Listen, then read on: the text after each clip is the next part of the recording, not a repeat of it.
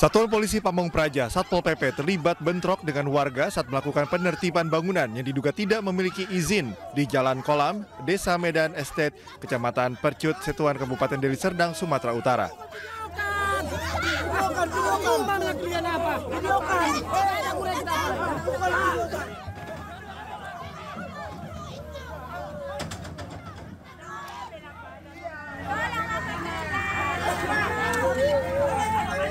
Warga yang geram terus menghadang Satpol PP hingga terjadi aksi saling dorong hingga pelemparan batu.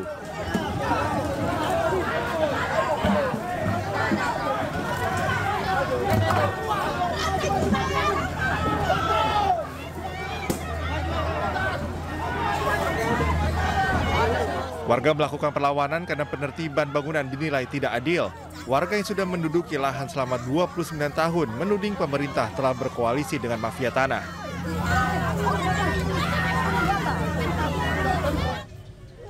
Warga juga melakukan pemblokiran jalan dengan membakar ban bekas.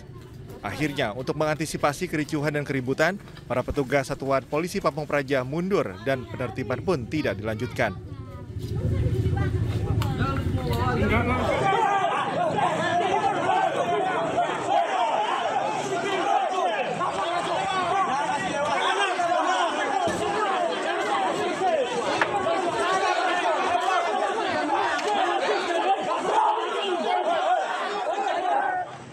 Sementara itu, aksi saling dorong antar warga dengan petugas Pengadilan Negeri Kutacane tak terhindarkan. Puluhan warga menghalangi petugas yang mengeksekusi objek perkara rumah warga di Desa Kutacane Lama, Kecamatan Babu Salam, Kabupaten Aceh Tenggara. Bahkan nyaris terjadi bentrok dengan warga saat petugas masuk ke lokasi rumah. Seorang warga diduga sebagai provokator sempat diamankan petugas untuk meredam kericuhan.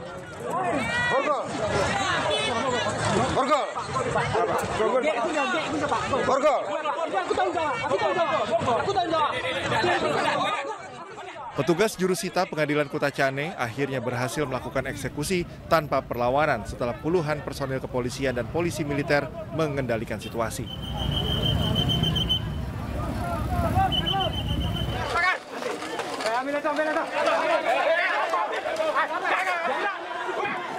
Sementara di Polewali Mandar, Sulawesi Barat, puluhan warga menolak proses eksekusi sebidang tanah yang sedang bermasalah dan berusaha mengadang ratusan personel gabungan polisi dan BRIMOB yang akan menuju lokasi. Blokade dilakukan dengan menumpukan kayu dan ban bekas di tengah jalan. Situasi yang memanas memaksa petugas melakukan tindakan tegas. Sejumlah warga yang diduga menjadi provokator langsung diamankan oleh petugas.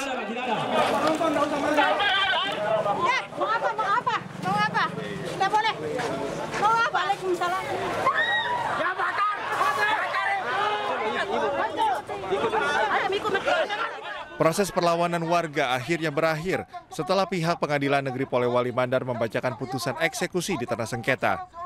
Seluruh barang yang berada di dalam rumah milik tergugat dikeluarkan dan bangunan dihancurkan menggunakan alat berat. Situasi saat ini berangsur kondusif, namun penjagaan masih dilakukan untuk menghindari bentrokan susulan. Tim Liputan iNews melaporkan.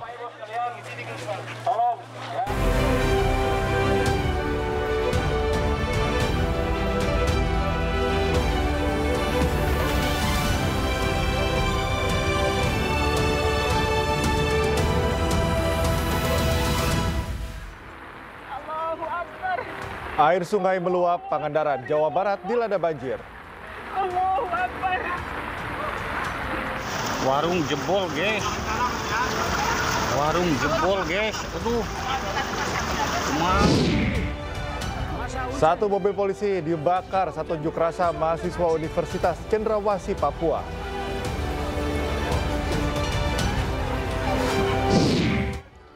Krisis pangan di Gaza semakin parah, warga terancam mati kelaparan akibat blokade Zionis Israel.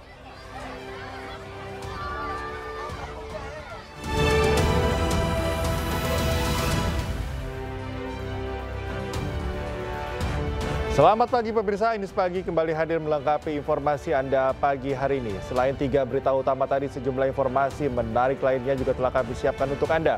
Bersama saya Cikal Multazam, inilah iNews Pagi selengkapnya.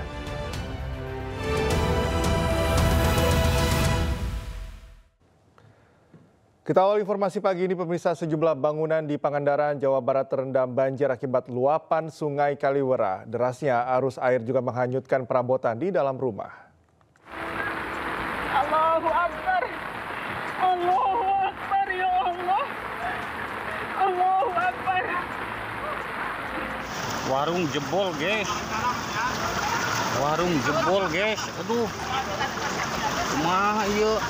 Inilah video amatir dari seorang warga saat air Sungai Kaliwera di Dusun Ciberem, Kecamatan Sidamuli, Kabupaten Pangandaran, Jawa Barat meluap.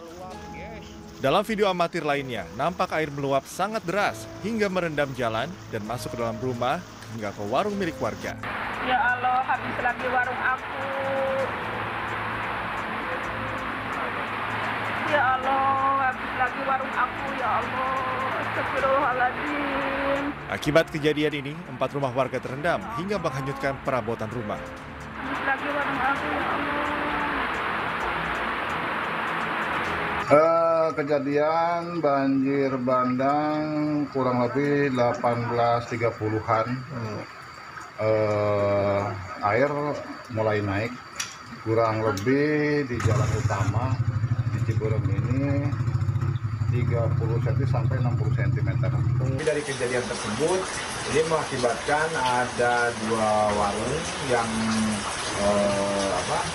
tersapu oleh luapan air tersebut dan juga 4 rumah terendam air. Tapi untuk korban jiwa tidak ada. Dari data sementara, ada 4 rumah milik warga yang terdampak dan 2 warung. Pihak BPBD Kabupaten Pangandaran terus mendata dan mengevakuasi barang-barang milik warga yang masih bisa diselamatkan. Dari Pangandaran, Jawa Barat, Irfan Ramdiansyah, iNews melaporkan. Informasi berikutnya, pemirsa, polisi menangkap puluhan preman berkedok anggota Ormas di Tangerang Selatan, Banten. Penangkapan berlangsung dramatis diwarnai sejumlah tembakan peringatan.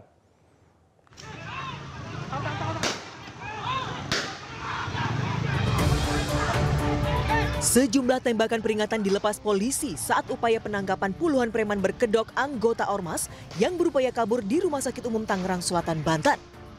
Puluhan preman ini diamankan karena kerap kali melakukan pungutan liar di rumah sakit umum. Polisi bergerak menangkap mereka setelah adanya laporan dari masyarakat yang resah dengan aksi mereka di fasilitas kesehatan milik negara. Dalam aksinya, para pelaku meminta uang parkir di atas tarif normal. Selain menangkap pelaku, polisi juga menyita barang bukti ratusan karcis parkir dan sejumlah uang tunai. Usai diamankan, selanjutnya para pelaku digelandang ke Mapolda Metro Jaya guna penyelidikan lebih lanjut. Dari Tangerang Selatan, Banten, Nunung Purnomo, iNews melaporkan. Polisi membubarkan rombongan motor bersenjata tajam yang terlibat tawuran di Duren Sawit, Jakarta Timur. Polisi menangkap 3 remaja dengan barang bukti 2 senjata tajam.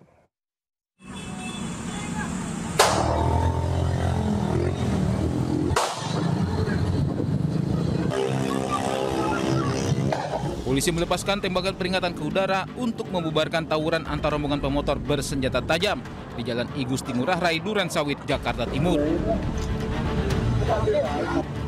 Membubarkan diri, puluhan remaja ini justru menyerang aparat dengan batu hingga petasan.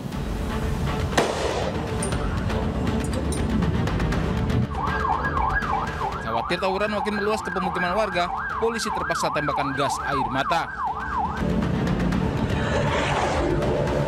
Meski sempat kesulitan, polisi berhasil bubarkan tawuran. Polisi menangkap 3 remaja dengan barang bukti 2 senjata tajam. Menurut warga, para pelaku diduga janjian di media sosial sebelum tawuran. Ada rombongan motor sekitar 20 sampai 30 motor bawa senjata tajam dari arah Pondok Kopi kayaknya. Nyerang kampung sebelah nih, lewat nyerang kampung Kamjen. Bawa apa senjata tajam bang? Banyak bang, senjata tajam, motornya juga banyak. Terus tiba-tiba dia gimana, langsung nyerang atau gimana sih? Kayaknya ngeledek-ngeledekin kampung sebelah ya.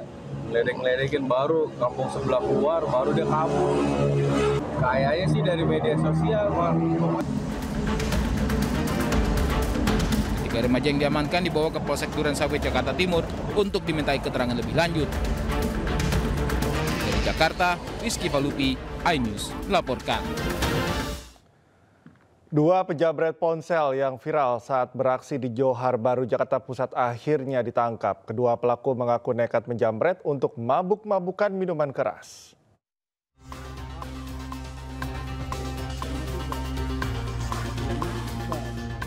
Tim Reserse Kriminal Polsek Johar Baru mendatangi rumah salah satu pelaku jambret di kawasan Tanah Tinggi, Johar Baru. Awalnya orang tua pelaku sempat tak percaya jika putranya terlibat dalam aksi penjambretan. Namun setelah melihat video rekaman CCTV, barulah petugas diizinkan masuk ke dalam rumah.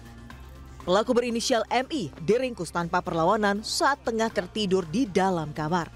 Petugas kemudian menangkap pelaku lainnya yang tengah asik nongkrong bersama temannya. Dari hasil pemeriksaan, ponsel korban telah dijual untuk mabuk-mabukan. Yang berhasil kami amankan dua orang yang memang pelakunya berboncengan kendaraan bermotor, ada dua itu. Pengakuan tersangka barangnya dijual kepada temannya, yang temannya tersebut sudah kita kantongi namanya dan sampai saat ini masih dalam pengejaran. Sebelumnya viral aksi penjambretan di Jalan Biduri Pandan, Johar Baru. Korbannya adalah seorang wanita muda berusia 24 tahun, seorang penghuni indekos. Korban sempat jatuh tersungkur saat mengejar dan merebut tas yang akan dibawa kabur pelaku. Dari Jakarta, Rani Sanjaya, iNews melaporkan. Subdit Resmo Polda Metro Jaya menangkap pelaku penjambretan terhadap ibu desainer Didit Maulana. Pelaku yang merupakan residivis kasus penjambretan ditangkap di kediamannya di Ciputat, Tangerang Selatan.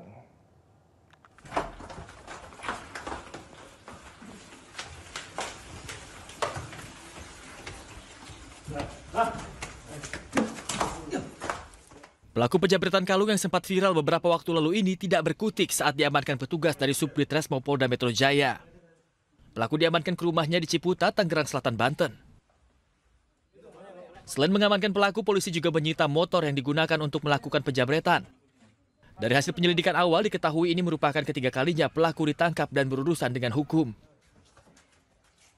Kami mengamankan pelaku di kediamannya, di rumahnya, di daerah Desa Rawabuntu tersebut, di mana pelaku ini juga merupakan residivis dengan kasus yang sama sebanyak 3 kali, di mana memang pelaku ini pelaku tunggal dan spesialis mengambil kalung. Pada hari yang sama, pelaku sudah 2 kali, di mana sebelum dia berhasil mengambil atau mencuri kalung di radio dalam, dia mencoba untuk mencuri di daerah Grinjing, Jakarta Selatan. Namun berdasarkan pengakuan dari pelaku tidak berhasil. Adapun pelaku ini juga merupakan pelaku yang sama pada TKP di daerah Pamulang dengan korban juga merupakan seorang wanita, ibu-ibu, daerah Pamulang pada tanggal 25 April 2025. Ini juga merupakan pelaku yang sama dengan yang kita amankan. Penangkapan pelaku berawal dari laporan anak salah satu korban penjambretan, yakni seorang desainer ternama Indonesia, Didit Maulana. Menurut sang anak, korban menjadi korban jambret pelaku hingga mengalami luka bebar. Ya, jadi untuk ibu sendiri memar-memarnya masih ada, jadi kaki dan badannya itu juga masih biru-biru karena jatuhnya itu ya, dan terus di kepalanya juga masih memar karena langsung terhantam ke aspal dan berdarah gitu. Tapi alhamdulillah sekarang beliau sudah bisa olahraga lagi, walaupun juga kita masih batasi sekarang di rumah aja atau di tempat-tempat yang memang ada penjagaan yang memadai. Atas perbuatannya, pelaku kini kembali mendekam di balik jeruji penjara dengan ancaman pidana 9 tahun penjara. Dari Jakarta, Helmi Sajangbati, iNews melaporkan. Pemirsa, aksi premanisme debt collector semakin meresahkan masyarakat. Di Kalideres, Jakarta Barat, komplotan diduga penagih utang berupaya merampas motor warga dengan cara menabrak korban.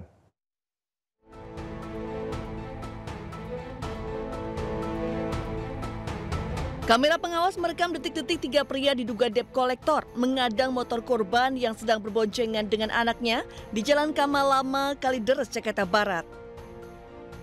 Saat pelaku hendak merampas kunci motor, korban melawan dan turun dari kendaraan hingga akhirnya ditabrak dengan sengaja oleh pelaku hingga terjatuh. Beruntung, anak korban dengan sigap menolong. Kehadiran warga membuat 3 pelaku panik dan melarikan diri. Menurut korban, para pelaku sempat memaksa korban untuk ikut sambil berpura-pura mengambil sesuatu di balik baju yang diduga senjata tajam. Orang-orang suruh nggak ikut kantor aja, nggak bilang apa-apa. Pak ikut aja ke kantor, ke tempat kami, ayo Bapak ikut. Saya dari jembatan itu dikawal terus. Pas perempatan itu kata saya udah belok aja. Kita ambil solusinya di situ. Dia nggak mau, tetap aja maunya saya suruhin ikut. Gimana? Sempat dilukain atau didorong itu Pak? Didorong, diinjak-injak kakinya, ditendang, ditabrak di sini sampai jatuh. Sebelumnya korban sempat dikejar dan dipepet oleh 5 sepeda motor dari arah Dadap, Kabupaten Tangerang. Korban berharap para pelaku bisa segera ditangkap karena aksinya sangat meresahkan. Dari Jakarta, Miftah Fulgani, iNews melaporkan. Pemirsa, polisi menggelar operasi premanisme di salah satu rusunami di kawasan Cengkareng, Jakarta Barat. Sejumlah orang yang diduga preman berkedok security diringkus.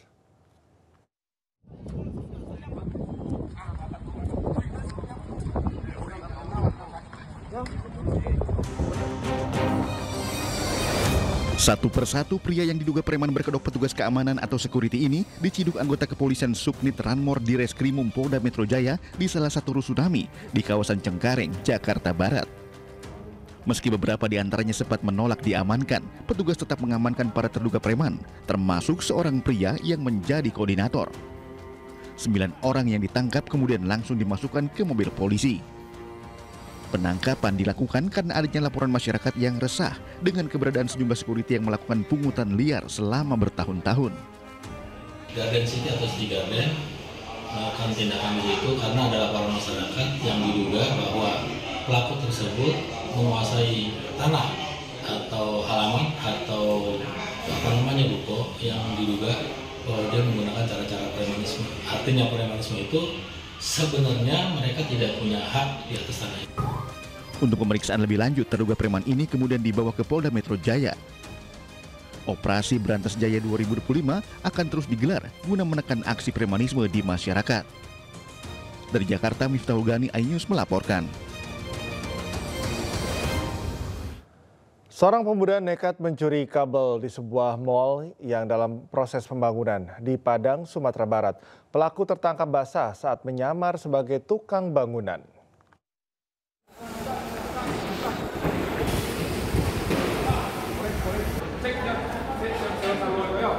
Petugas Satreskrim Polresta Padang langsung bergerak cepat usai mendapat laporan aktivitas mencurigakan di sebuah pusat perbelanjaan. Polisi yang menyisir lokasi menemukan seorang pemuda di plafon lantai 3 bangunan tengah memotong kabel tembaga menggunakan mesin pemotong. Dari hasil penggeledahan ditemukan 2 potongan kabel seberat 20 kg yang disembunyikan di celana. Pria berinisial MI mengaku sudah 3 kali melakukan pencurian kabel dengan modus menyamar sebagai tukang bangunan. Mirisnya, pria ini nekat mencuri untuk membeli narkoba dan kecanduan judi online. Dan kita amankan si pelaku, kita geledah, ternyata di dalam celana kolornya si pelaku ada 2 batang kabel yang sudah dipotong sepanjang setengah meter. Atas perbuatannya tersangka dijerat pasal tentang pencurian dengan ancaman hukuman di atas 7 tahun penjara. Dari Padang, Sumatera Barat, Budi Sunandar, iNews melaporkan. Sebuah motor milik warga di Sidoarjo, Jawa Timur raib digondol pencuri di halaman masjid. Pelaku beraksi saat warga tengah beribadah sholat subuh berjamaah.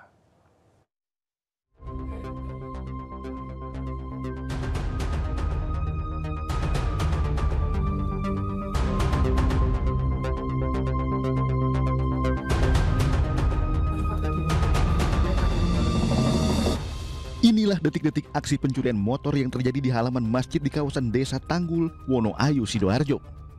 Sebelumnya korban sempat mencurigai gerak-gerik pelaku yang bolak-balik masuk ke area masjid seorang diri. Melihat suasana sepi, pelaku langsung melakukan aksinya. Hanya dalam waktu sekitar 1 menit langsung merusak kunci kontak motor dan melarikannya keluar masjid. Sholat subuh Lah niku napa angsal 1 rakaat. Terus 1 rakaat terus. Nggih, terus kok enten tiyang krosak-krosak ngoten. Terus menggok langsung munitin ngoten. Itu waktu itu tahu pelakunya? Mboten. Nggak ngerti ya? Kresek tok niku pas salat niku. Jadi semua jemaah lagi sholat waktu itu? Nggih, tapi mboten kusuk kata sing krungu kan. Oh, terus setelah itu? Nggih, baik. Mantun sholat langsung wala sepedaku kok hilang. Terus dilihat dari CCTV kenal nggak sama pelakunya, Pak? Nggak kenal sama sekali. Waktu ditutupi pakai masker, pakai apa? Jaket yang nutup itu loh. Oh. Orangnya agak gemuk. Nggak curiga ke siapa gitu, Pak? Nggak ada curiga. Nggak tahu siapa. Atas peristiwa ini, korban telah melaporkan ke polsek setempat dan berharap polisi segera menangkap pelaku. Dari Sidoarjo, Jawa Timur, Pramono Putra, iNews melaporkan. Selamat menunaikan ibadah sholat subuh untuk wilayah Jakarta dan sekitarnya. Kita kembali di iNews Pagi, pemirsa. Aksi unjuk rasa mahasiswa Universitas Cendrawasih Papua berujung ricuh. Polisi dan mahasiswa saling serang dan sebuah mobil polisi dibakar. Ini masa Uncen, mahasiswa Uncen aksi penurunan biaya UKT SPP yang begitu naik drastis.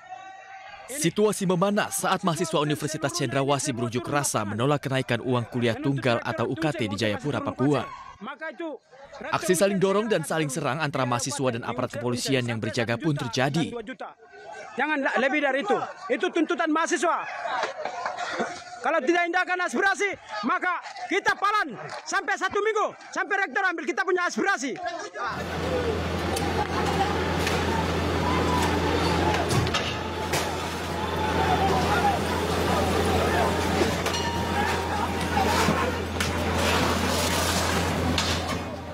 Awalnya aksi berjalan dengan damai, namun kemudian bentrokan dengan aparat kepolisian terjadi hingga berujung ricuh. 3 personel polisi pun terluka akibat lemparan batu dan 1 mobil truk polisi dibakar massa.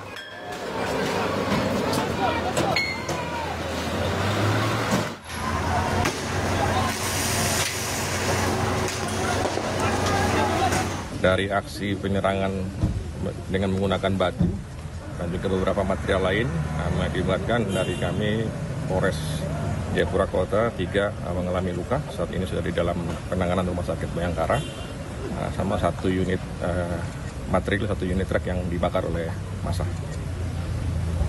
Untuk korban sejauh ini, Komandan, kondisinya sejauh ini? Korban ini dalam penanganan dokter.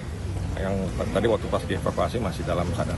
Terus untuk mahasiswa sendiri berapa yang diamankan? Untuk saat ini mahasiswa belum ada yang diamankan. Belum ada. Sambil nanti dilakukan identifikasi dengan dokumentasi yang sudah kami peroleh, yang sudah kami ambil pada saat aksi penyerangan kepada petugas.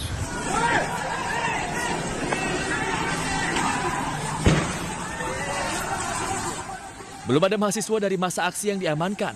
Namun polisi akan melakukan identifikasi untuk aksi yang terjadi, baik untuk pelaku pembakaran mobil truk polisi dan pelemparan batu terhadap personil kepolisian. Total ada 1.700 personil kepolisian dari Polresta Jayapura Kota melakukan pengamanan di sekitar lokasi. Dari Jayapura, Papua, Tim Liputan, iNews melaporkan. Sebanyak 2 ton narkoba ditemukan dari kapal MT Sea Dragon Tarawa berbendera Indonesia di perairan utara Tanjung Balai, Karimun, Kepulauan Riau. 6 orang turut diamankan dalam kapal, yakni 2 warga negara Thailand dan 4 warga negara Indonesia. Ya, ini yang apa namanya? Ini kardus 1. Sebanyak 2 ton lebih sabu ditemukan petugas di dalam salah satu coolant tank terbungkus kardus di kapal Sea Dragon Tarawa berbendera Indonesia. Kapal ini diamankan tim gabungan dari Bea Cukai, BNN, dan TNI Angkatan Laut. Kapal diamankan saat melintas di perairan utara Tanjung Balai, Karimun, Provinsi Kepulauan Riau, Selasa malam. Temuan awal sebanyak 40 dus narkoba diamankan petugas. Masing-masing dus berisikan narkoba seberat lebih dari 30 kg. Penghitungan jumlah sabu ini pun dilakukan hingga Kamis siang. Kapal ini membawa 6 kru, diantaranya 2 warga Thailand dan 4 warga Indonesia. Hingga kini belum ada keterangan resmi dari instansi terkait mengenai peristiwa ini. Pemeriksaan masih terus dilakukan. Dari Batam, Kepulauan Riau, Gusti Yenosa, iNews melaporkan. Seorang kurir narkoba di Payakumbuh, Sumatera Barat diringkus polisi yang menyamar sebagai pembeli. Dari tangan pelaku ditemukan 8 paket sabu siap edar. Bang. Dan kawanan pareman gua tunjuan rumah tadi. Tunjuannya tuh. Woi, nanya Aparat kepolisian menangkap seorang pria saat akan melakukan transaksi narkoba. Pria bernama Sandi ini tak menyadari pembeli adalah polisi yang menyamar. Penangkapan buronan bernama Diki disaksikan langsung oleh perangkat kelurahan setempat. Dalam penangkapan, polisi temukan 8 paket sabu siap edar di dalam saku celana tersangka. Setelah melakukan interogasi di lokasi penangkapan, polisi kemudian menggeledah rumah tersangka dan menemukan timbangan digital, alat hisap sabu, dan uang tunai hasil transaksi narkoba. Tersangka mengaku sabu tersebut diperoleh dari jaringan kaki tangan narkoba yang masih mendekam di penjara. Kita sudah mengamankan sebanyak 8 paket narkotika jenis sabu. Kemudian kita lakukan pengembangan ke rumah pelaku ini. Kita dapatkan lagi 1 buah timbangan untuk pengecer atau menimbang barang narkotika jenis sabu ini untuk diedarkan di wilayah Bandung. Tersangka ditahan di Mapolres Payakumbuh. Polisi kemudian kembangkan kasus ini untuk membongkar jaringan peredaran narkoba yang lebih luas. Dari Payakumbuh, Sumatera Barat, Agung Sulistyo, iNews melaporkan. Pemirsa, 2 wanita ditangkap polisi karena menyelundupkan narkoba jenis sabu di Serang, Banten. Barang haram tersebut disembunyikan keduanya dalam pakaian dalam.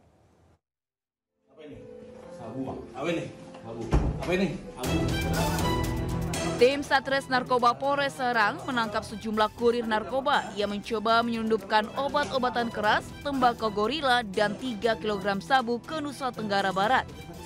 Mereka diamankan di sebuah kamar hotel di sekitar Bandara Soekarno-Hatta, Tangerang, Banten. Dari sejumlah pelaku yang diamankan, 2 diantaranya adalah wanita berinisial HD dan DR. Kedua wanita itu menyembunyikan sabu dalam pakaian dalam untuk mengelabui petugas. Dari hasil pemeriksaan, mereka mendapat upah 70 juta rupiah dari bandar barang haram yang diduga jaringan Malaysia. Keberadaannya ada di Malaysia. Pelaku berapa orang? Pelaku berapa orang? Untuk pelakunya 7 orang. Dari Agustus sampai dengan sekarang khusus sabu. Atas perbuatannya, para pelaku dijerat pasal tentang narkotika dengan ancaman hukuman minimal 6 tahun penjara hingga hukuman mati. Dari Serang, Banten, Maisa Apriandi, iNews melaporkan. Jutaan produk impor ilegal asal Cina diamankan Kementerian Perdagangan RI dari sebuah gudang di wilayah Kabupaten Tangerang, Banten. Nilai produk ditaksir mencapai 18 miliar 853 juta rupiah.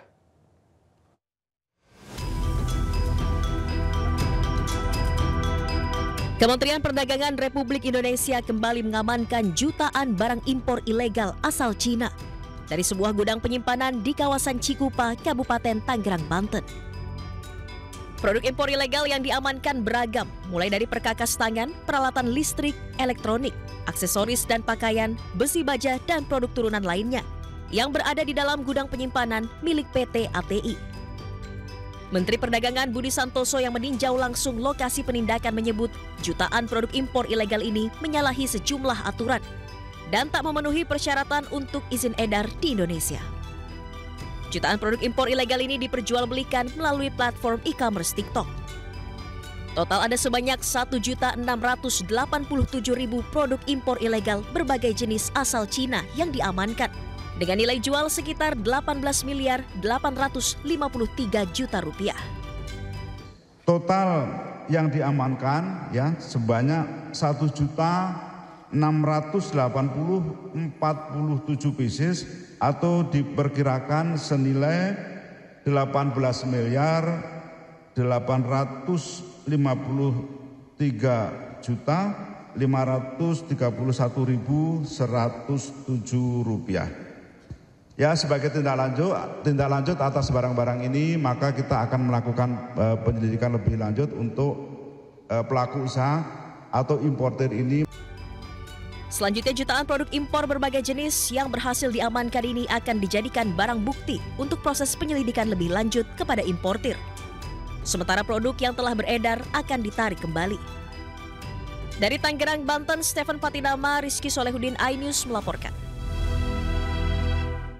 Kembali di Anies Pagi, pemirsa, mantan Wali Kota Bengkulu Ahmad Kanedi ditetapkan sebagai tersangka dalam kasus korupsi pendapatan asli daerah. Ahmad Kanedi, mantan Wali Kota Bengkulu periode 2007-2012 ditetapkan sebagai tersangka usai diperiksa selama kurang lebih 5 jam oleh penyidik pidana khusus Kejati Bengkulu. Ahmad Kanedi ditetapkan sebagai tersangka atas kasus korupsi kebocoran pendapatan asli daerah atau PAD terkait kerjasama dengan Pusat Perbelanjaan Mega Mall dan Pusat Tradisional Modern Kota Bengkulu. Korupsi ini berawal dari kerjasama antara Pemkot Bengkulu dengan pengembang Mega Mall dan PTM untuk membangun Mega Mall dan PTM di atas lahan milik Pemkot Bengkulu seluas 1,5 hektar. Namun sejak dibangun hingga saat ini, kedua pusat perbelanjaan ini tidak menyetorkan PAD. Adapun kerugian atas korupsi ini diperkirakan mencapai 100 miliar rupiah.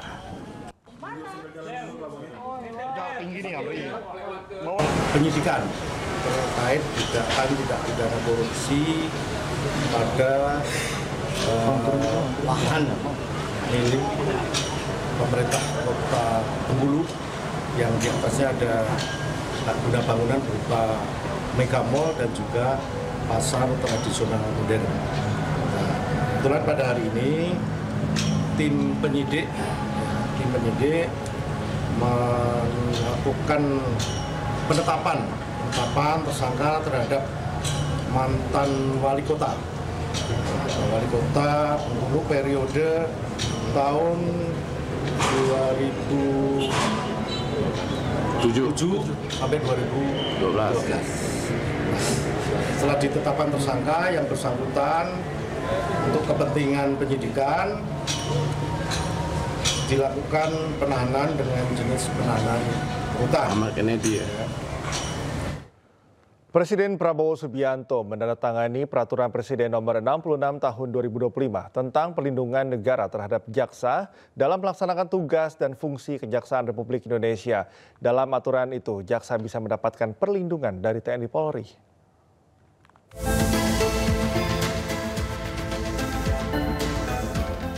Presiden Prabowo Subianto bersama Mensesnek Prasetyo Hadi telah menandatangani Perpres 66 Tahun 2025 tentang perlindungan negara terhadap jaksa dalam melaksanakan tugas dan fungsi Kejaksaan RI pada 21 Mei 2025. Pada Perpres 66 Tahun 2025 tersebut menyebutkan bahwa jaksa dalam melaksanakan tugas dan fungsi harus bebas dari ancaman, intimidasi, dan tekanan dari pihak manapun.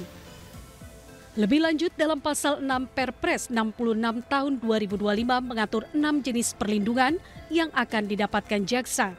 Keenam perlindungan itu adalah perlindungan atas keamanan pribadi, perlindungan tempat tinggal, perlindungan pada tempat kediaman baru atau rumah aman, perlindungan terhadap harta benda, perlindungan terhadap kerahasiaan identitas, serta perlindungan lain sesuai dengan kondisi dan kebutuhan. Bareskrim Mabes Polri menyatakan bahwa ijazah serta 1 UGM milik Joko Widodo asli. Hal itu disampaikan usai polisi meneliti ijazah Jokowi di laboratorium forensik.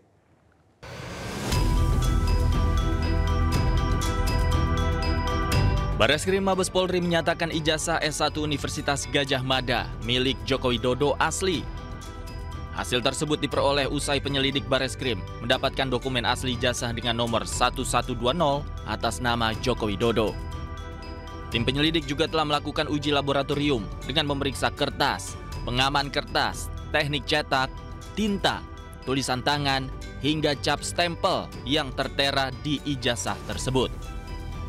Bareskrim mengklaim hasil tersebut memperkuat keaslian ijazah Joko Widodo. penyelidik mendapatkan dokumen asli ijazah sarjana kehutanan nomor 1120 atas nama Joko Widodo dengan NIM 1681 KT Fakultas Kehutanan UGM pada tanggal 5 November 1985 yang telah diuji secara laboratoris. Berikut sampel pembanding dari 3 rekan pada masa menempuh perkuliahan di Fakultas Kehutanan UGM meliputi bahan kertas, pengaman kertas, teknik cetak, tinta tulisan, tinta tulisan tangan, cap stempel, dan tinta tanda tangan milik dekan dan rektor dari peneliti tersebut, maka antara bukti dan pembanding adalah identik. Dari fakta-fakta yang diperoleh dari hasil penyelidikan, Bareskrim menyimpulkan bahwa Joko Widodo memenuhi syarat kelulusan di Fakultas Kehutanan Universitas Gadjah Mada dengan kepemilikan ijazah asli. Dari Jakarta, Tim Liputan iNews melaporkan. Sidang perdana gugatan perdata terhadap Universitas Gadjah Mada terkait ijazah Joko Widodo terpaksa ditunda. Penundaan karena kehadiran dari pihak ketiga selaku penggugat intervensi.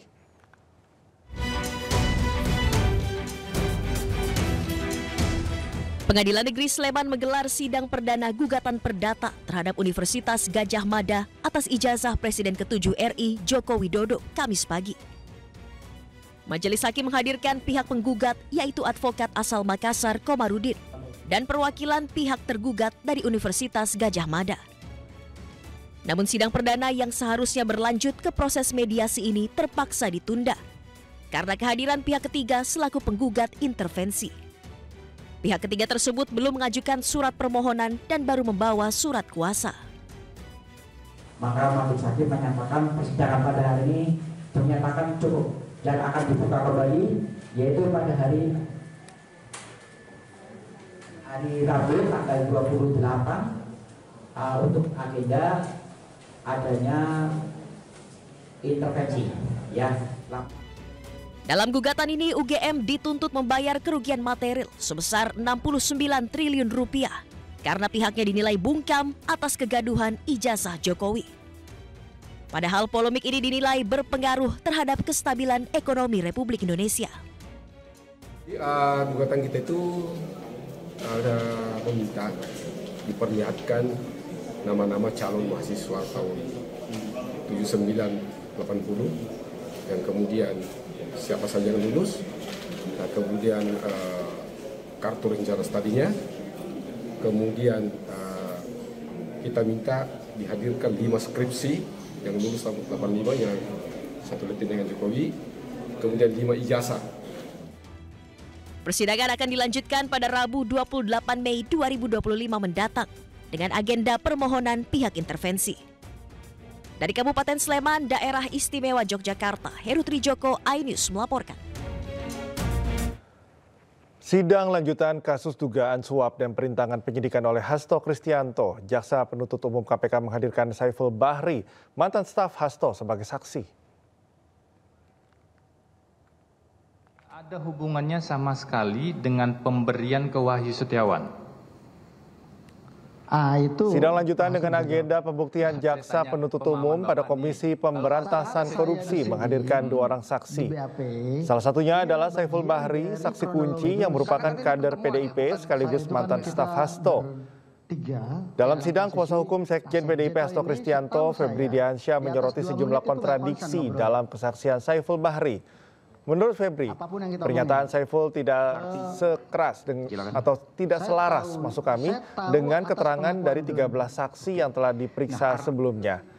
Febri juga mengklaim kliennya tidak memberi arahan untuk adanya suap dalam rangka meloloskan Harun Masiku sebagai anggota DPR lewat mekanisme pergantian antar waktu. Terima kasih teman-teman JPU. Kami mencatat cukup banyak pertentangan dan kontradiksi dengan keterangan saksi-saksi yang lain yang sudah diperiksa sebelumnya. Ada 13 orang saksi yang sudah diperiksa sebelumnya dari berbagai unsur dan kami mengidentifikasi cukup banyak pertentangan-pertentangan tersebut. Termasuk diantaranya terkait dengan sumber dana 400 juta, kemudian pertemuan-pertemuan yang dilakukan dan juga arahan-arahan yang seolah-olah dituduhkan itu berasal dari keterangan saksi Saudara Saiful tadi jelas bahwa tidak pernah ada perintah dari saya untuk melakukan suap. Bahkan saya memberikan teguran keras ketika mendengar hal tersebut, adanya permintaan dana kepada Saudara Harun Masiku, dan juga tidak semua dilaporkan kepada saya karena aspek-aspek yang menjadi tanggung jawab Sekjen adalah hal-hal yang strategis, dan keputusan dari DPP PD Perjuangan adalah keputusan yang bersifat konstitusional, dan itu juga diakui oleh saudara terdakwa, oleh saudara saksi, dan yang sangat penting adalah tidak ada dana dari saya, di mana saudara saksi Saiful Bahri tadi sudah menegaskan bahwa keseluruhan dana 1,25 miliar itu berasal dari saudara Harun.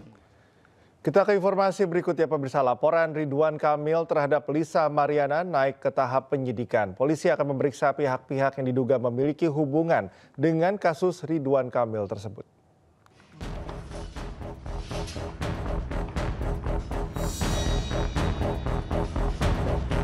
Direktur Tindak Pidana Siber Bareskrim Polri, Brigjen Pol Himawan Bayu Aji mengatakan, laporan mantan Gubernur Jawa Barat Ridwan Kamil terhadap Lisa Mariana sudah naik tahap penyidikan.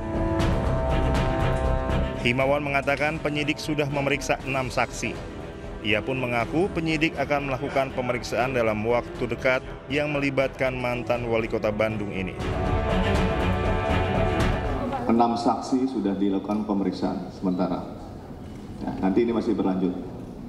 Apakah benar kasusnya sudah naik tahap penyidikan, Pak? Pak Dir izin Pak Dir. Sudah status penyidikan. Ya. Oke, sementara itu ya. Apakah Lisa Mariana sudah diperiksa, Pak? Ya Pak, Lisa Mariana sudah apakah diperiksa, salah satu, Pak? Dalam waktu dekat nanti akan dilakukan pemeriksaan kepada semua yang berhubungan dengan case ini. Pak, tapi apa sih Pak alasannya sampai sekarang Lisa Mariana belum? Ya, nanti dari hasil penyidikan bisa. Ya. Sebelumnya, wanita bernama Lisa Mariana mengunggah tangkapan layar percakapan pribadinya dengan seseorang yang diduga Ridwan Kamil pada 26 Maret 2025. Dalam unggahan tersebut, Lisa berusaha menghubungi orang yang diduga sebagai Ridwan Kamil dan mengeklaim mengandung anaknya. Hal itu memicu persepsi perselingkuhan antara Ridwan Kamil dan Lisa yang menjadi awal mula dugaan pencemaran nama baik Ridwan Kamil. Ridwan Kamil pun mengklarifikasi bahwa permasalahannya dengan Lisa sudah selesai 4 tahun lalu dengan bukti akurat tidak terbantah. Tim Liputan iNews melaporkan. Beralih ke informasi lain, pemirsa, Gubernur Jakarta Pramono Anung meresmikan halte Transjakarta trayek T31 dengan rute baru, yakni rute Pantai Indah Kapuk 2 Blok M. Diharapkan dengan diresmikannya rute baru dapat membantu masyarakat untuk beraktivitas. Bismillahirrahmanirrahim. Pada hari ini Kamis 22 Mei 2025, halte Transjabodetabek rute PIK 2 ke Blok M secara resmi kita buka dan beroperasi. Gubernur DKI Jakarta Pramono Anung meresmikan halte Transjakarta trayek T31. Rute Pantai Indah Kapuk 2 Blok M diresmikan dengan tujuan memudahkan warga untuk mendapatkan akses menuju kawasan PIK 2. Selain itu, trayek ini juga sebagai alternatif jalur penghubung antara daerah penyangga dengan Jakarta. Rute Blok M PIK 2 berjarak sekitar 72 km dapat ditempuh dengan melewati 11 titik pemberhentian di wilayah Jakarta dan 13 titik pemberhentian di wilayah Banten. Trayek T31 PIK 2 Blok M ditempuh dengan waktu 120 menit dengan tarif Rp2.500 dari jam 5 pagi hingga 7 pagi dan Rp3.500 dari jam 19 hingga jam 22 malam. Satu hal, berbagai terobosan tentunya kita lakukan, termasuk yang disarankan oleh Pak Ahok untuk memberi voucher, kami pertimbangkan. Tapi yang jelas, melihat perkembangan baik Alam Sutra, Blok M maupun Bekasi Feeder ke Cawang, itu animonya luar biasa. Dan sekarang ini hampir semua kepala daerah di Jawa Barat meminta untuk disambungkan, termasuk Wali Kota Bogor. Wali Kota Bogor minta dari Bogor ke Cibubur Junction. Saya bilang kalau dari Kota Bogor ke Cibubur Junction nggak ada Jakartanya, harus diperpanjang dikit lah gitu. Pramono Anung juga mengatakan trayek ini akan menjadi trayek primadona. Mobilitas orang yang keluar masuk kawasan Pantai Indah Kapuk cukup tinggi, jadi Pemprov DKI Jakarta dan Pemprov Banten sepakat untuk membuat trayek tersebut. Dari Banten, Muharlin, Damar Wicaksono, iNews melaporkan. Labbaik Allahumma labbaik, labbaik la syarika laka labbaik, innal hamda wan ni'mata laka wal mulk la syarika lak. Pemirsa, kita simak informasi seputar ibadah haji. Pelayanan khusus bagi jemaah lansia dan disabilitas bisa terwujud tak terlepas dari jasa para tangan mulia. Siti Maria Ulfa salah satunya, sosok perempuan tangguh melayani para jemaah calon haji khususnya layanan lansia dan disabilitas dengan penuh kasih dan kepedulian sebagai petugas haji.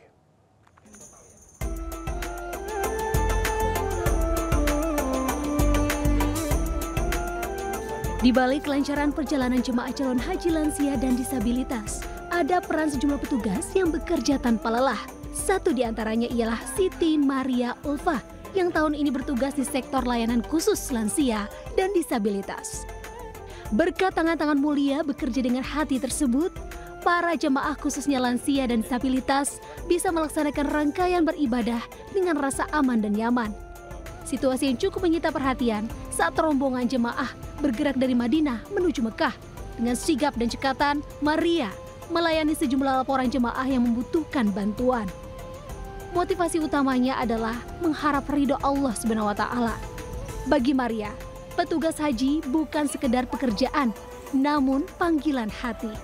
Ia memahami ibadah haji adalah momen yang sangat berarti terutama bagi lansia dan disabilitas. Terpanggilnya kita sebagai ini tugas kita gitu. Kita di sini kan disuruh bertugas ngelayanin. Masa kita malah nggak ngelayanin, itu rasa hatinya kan nggak bisa ngerawat saya di kampung gitu kan. Tapi saya kan di sini ketemu yang harus saya bantu gitu. Ya saya bantu gitu kan.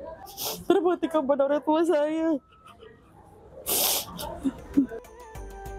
Di tengah ribuan jemaah, Maria Ulfa menjadi cahaya kecil yang mampu memberikan rasa aman bagi mereka yang membutuhkan. Petugas haji membuktikan bahwa kasih dan kepedulian bisa jadi jalan ibadah yang menjadi berkah bersama. Dari Madinah, Arab Saudi, Gigi Irfan melaporkan. Kementerian Agama melalui petugas penyelenggara ibadah haji atau PPIH menyediakan 450 bus sholawat untuk mengakomodir kemah atau jemaah dari hotel terdekat menuju Masjidil Haram. Ada sebagian jemaah yang tidak menggunakan fasilitas bus sholawat tersebut dan memilih menggunakan taksi seperti apa keamanannya yang perlu disimak. Kita akan lihat liputannya.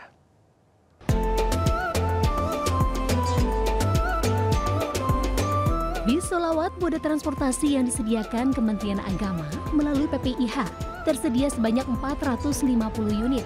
Bertujuan dapat mengakomodir para jemaah haji dari hotel menuju ke Masjidil Haram atau sebaliknya. Namun ada sebagian jemaah yang tidak menggunakannya dan memilih naik taksi. Kepala Bidang Perlindungan Jemaah PPIH Arab Saudi mengimbau untuk berhati-hati dan menyarankan untuk lebih memanfaatkan fasilitas bis sholawat dengan terdapat 3 terminal, Ship Amir, Ajiat, dan Jabal Ka'bah. Jika terpaksa ingin naik taksi, sejumlah tips berikut semoga bisa dipedomani. karena sudah disiapkan bis sholawat ya untuk bisa mengantar jamaah dari hotel menuju ke Masjidil Haram, dan juga disiapkan 3 terminal.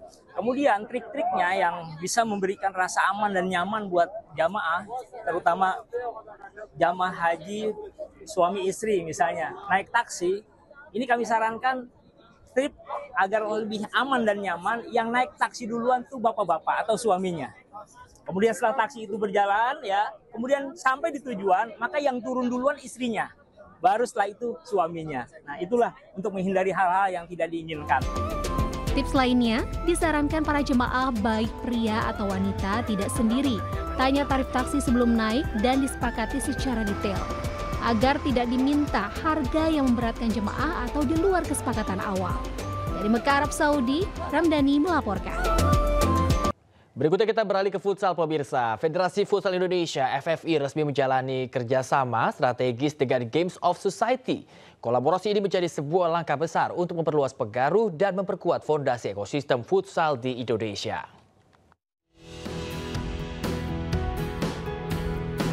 Ketua Umum Federasi Futsal Indonesia (FFI) Michael Victor Sianipar dan CEO Game of Society Daud Novel Manulang menandatangani perjanjian kerjasama di gedung iNews Tower, Kebon Sirih, Jakarta Pusat. Kerjasama dengan tema Beyond the Game, Futsal, Youth and the Future ini dirancang untuk memperkuat sinergi antara pembinaan usia muda, promosi digital, hingga eksposur kompetisi Liga Futsal Profesional, Futsal Super Cup 2025, dan Tim Nasional Futsal Indonesia melalui berbagai kanal media sosial Games of Society. Di kerjasama yang kita sepakati ini, kita yang pertama dan saya rasa sangat signifikan adalah bicara soal talent scouting, pengembangan atlet futsal masa depan, namanya PFL Next, di mana nanti dari tim kepelatihan timnas akan hadir di kompetisi-kompetisi yang dilakukan oleh Games of Society. Kita mau memetakan untuk talent-talent terbaik yang nanti bahkan bisa ke klub pro di Liga Pro kita atau ke timnas, karena kami juga ada rencana mengembangkan timnas U16 dan U19. Mungkin bisa ditambahkan. Mungkin lebih ke marketing, promotions, dan juga experience acara ya. Tapi dari sisi standar-standar threshold tertentu itu kita akan follow Federasi Futsal Indonesia punya playbook lah. Kolaborasi ini menjadi refleksi dari semangat FFI dan Games of Society untuk mendorong pertumbuhan futsal yang inklusif, modern, dan berbasis talenta muda. Dari Jakarta, Nata Arman Laksana, Raga Firdaus, iNews melaporkan. Ya Allah, ya Tuhanku. Kita ke bawah, nak? Hah? Kita ke bawah kita, nak? Cak mana kita? Allahu Akbar, Allahu Akbar. Rumah yuk robo nah, dindingnya habis sebelah. Rumah orang banyak yang robo yuk.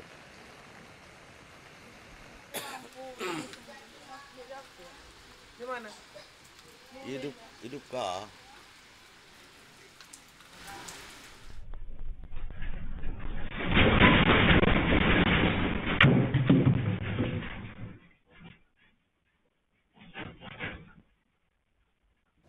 Ya, pemirsa, gempa bumi berkekuatan 6,3 magnitudo mengguncang Provinsi Bengkulu pada pukul 2:52 waktu Indonesia Barat. Sejumlah rumah warga di Kelurahan Betugan, Kota Bengkulu dilaporkan rusak akibat kejadian ini. Rekaman CCTV di salah satu rumah warga memperlihatkan detik-detik terjadinya gempa yang membuat penghuni rumah panik berlarian keluar rumah. Selain itu, video amatir yang direkam warga juga memperlihatkan kepanikan pasien di salah satu rumah sakit di Kota Bengkulu. Sejumlah orang panik keluar ruangan karena guncangan gempa yang keras. Akibat gempa ini, sejumlah rumah warga di Kelurahan Betungan di Kota Bengkulu mengalami kerusakan. BMKG Bengkulu menyatakan gempa tidak berpotensi tsunami dan belum ada gempa susulan. Warga juga diimbau untuk tidak panik. Selain di wilayah Provinsi Bengkulu, gempa juga dirasakan di provinsi tetangga seperti Sumatera Selatan dan juga Jambi.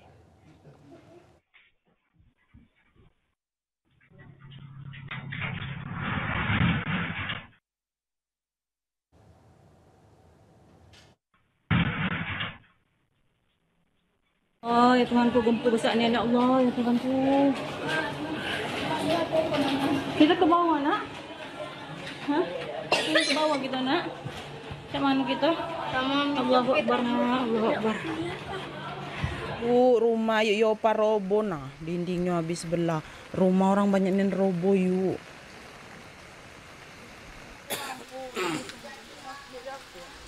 Gimana?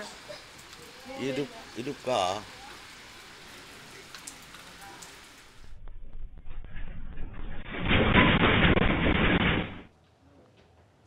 Sejumlah bangunan di Pangandaran, Jawa Barat terendam banjir akibat luapan Sungai Kaliwera. Derasnya arus air juga menghanyutkan perabotan di dalam rumah. Allahu Akbar. Allahu Akbar ya Allah. Allahu Akbar. Warung jebol, guys. Warung jebol, guys. Aduh. Kumaha ieu? Inilah video amatir dari seorang warga saat air Sungai Kaliwera di Dusun Ciberem, Kecamatan Sidamuli, Kabupaten Pangandaran, Jawa Barat meluap.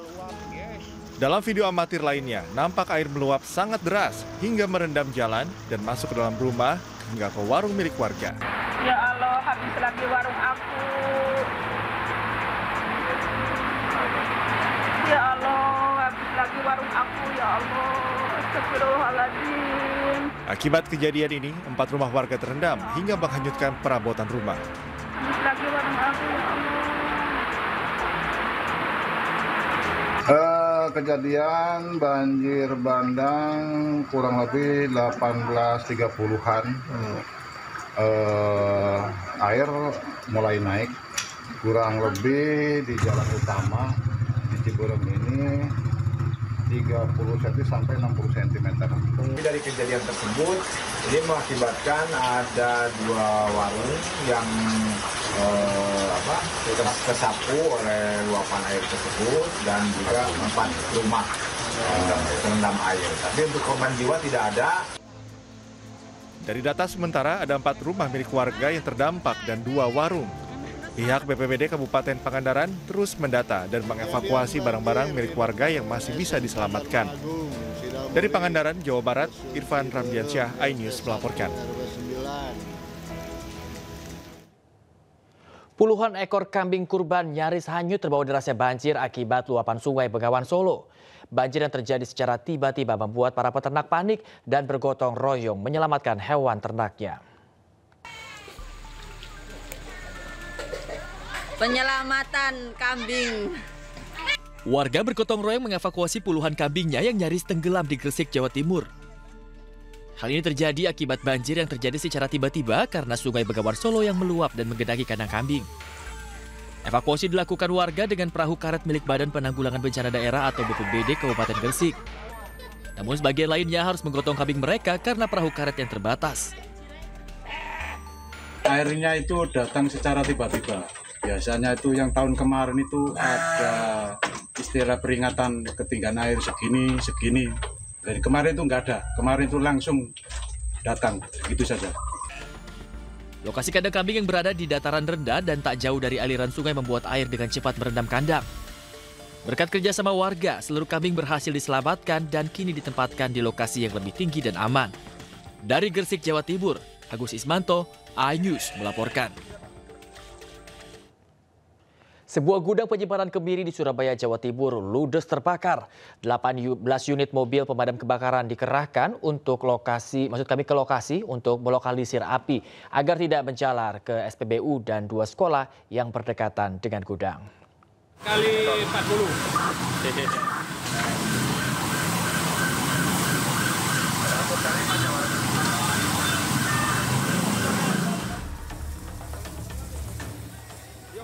Gudang penyimpanan kemiri di kawasan Jalan Sultan Iskandar Muda, Surabaya, Jawa Timur terbakar pada pukul 7 Kamis pagi.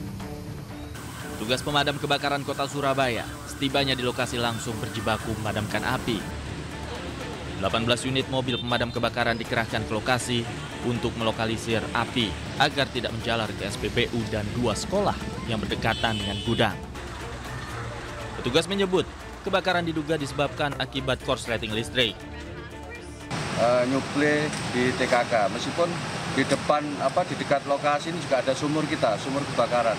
Jadi itu tadi teman-teman main statis, jadi nyedot langsung diarahkan ke TKK. Jadi nggak mondar-mandir unit kita, itu yang mempercepat pemadaman juga pembasahan. Alhamdulillah pembahasan sekarang sudah selesai ya. Dugaannya apa ini, Dan? Diduga konsleting listrik kemungkinan, tapi nanti diselidiki oleh Inafis ya. Tidak ada korban dalam kebakaran ini, sementara kerugian material ditaksir mencapai puluhan juta rupiah. Dari Surabaya, Jawa Timur, Nur Syafei, iNews melaporkan. Sebuah truk kontainer hilang kendali dan menabrak mobil di depannya. Kecelakaan diduga akibat sopir yang sempat tertidur.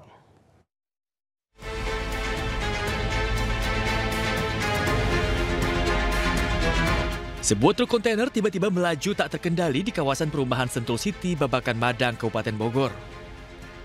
Truk yang melaju kencang dari arah Sentul ke Karangtengah juga menabrak mobil yang berada di depannya. Sopir truk yang panik langsung membanting setir ke kiri. Akibatnya truk menjadi terguling dan menghantam tembok pembatas perumahan. Akibat kecelakaan ini, supir truk terjepit di dalam kabin. Karena supir diduga microslip pada saat mengendarai kendaraan truk tersebut, menyenggol atau mengenai R4 yang berada di depannya, lalu posisi supir mengambil setir banting ke kiri, maka terjadilah kecelakaan lalu lintas yang menyebabkan posisi truk terguling. Setelah berhasil dievakuasi, korban langsung dievakuasi ke RSUD Cibinong. Penyebab kecelakaan diduga karena supir truk sempat tertidur. Dari Kabupaten Bogor, Cahyat Supriyata, iNews melaporkan. Seorang nenek berusia 92 tahun harus menjalani persidangan di Pengadilan Negeri Denpasar, Bali. Nenek tersebut menjadi terdakwa bersama 16 orang lainnya atas kasus pemalsuan silsilah.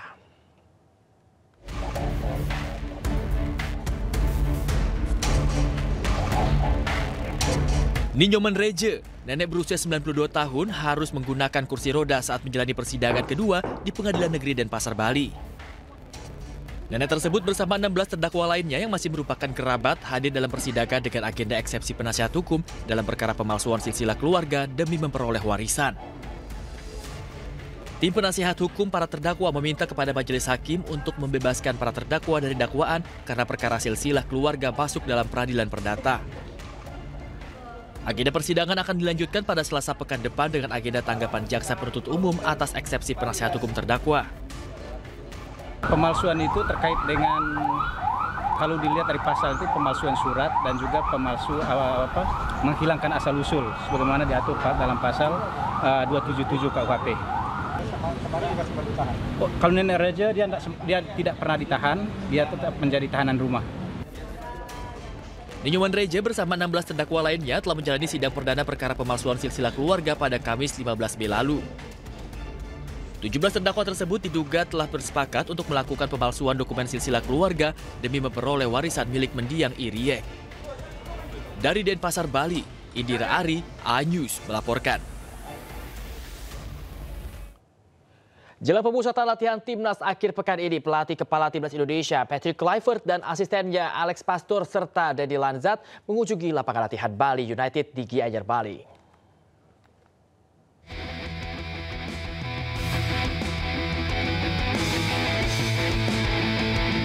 Jajaran pelatih timnas Indonesia mengunjungi lapangan latihan Bali United di Gianyar, Bali. Kunjungan ini dilakukan sebagai bagian dari persiapan jelang pemusatan latihan timnas Indonesia yang akan digelar Senin mendatang. 3 sosok penting hadir dalam kesempatan ini, antara lain pelatih kepala Patrick Kluivert, serta 2 asisten pelatih Alex Pastoor dan Denny Lanzat. Ketiganya langsung melakukan peninjauan menyeluruh ke berbagai fasilitas yang tersedia. Pemusatan latihan ini menjadi bagian dari rangkaian persiapan menuju lanjutan kualifikasi Piala Dunia 2026 zona Asia. Timnas Indonesia akan menghadapi 2 laga krusial menjamu Cina di Jakarta, kemudian bertandang ke Jepang. Kedua pertandingan tersebut menjadi penentu langkah Indonesia melangkah ke babak berikutnya demi mewujudkan mimpi tampil di ajang tertinggi sepak bola dunia. Bali United Training Center memiliki kualitas rumput setara dengan stadion-stadion Eropa seperti Stadion Santiago Bernabeu, markas Real Madrid.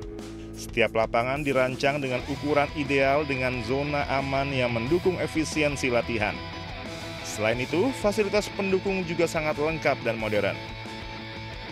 Gimnasium dilengkapi peralatan terbaru dengan pemandangan langsung ke lapangan dan pantai, kemudian ruang ganti yang nyaman dengan fasilitas pemulihan seperti kolam renang dingin, serta ruang medis berstandar tinggi.